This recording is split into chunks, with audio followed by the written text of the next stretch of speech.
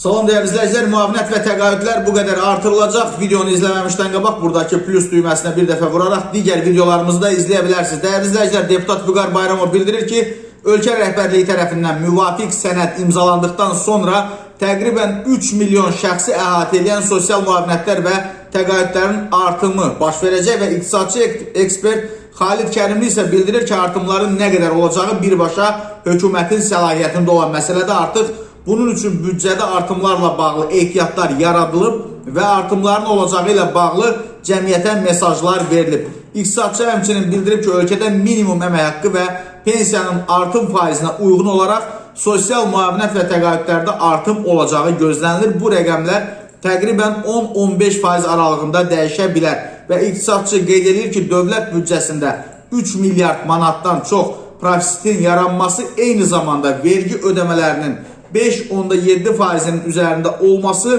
sosial müavinət və təqaüdlərin artmasına zəmin yaradır.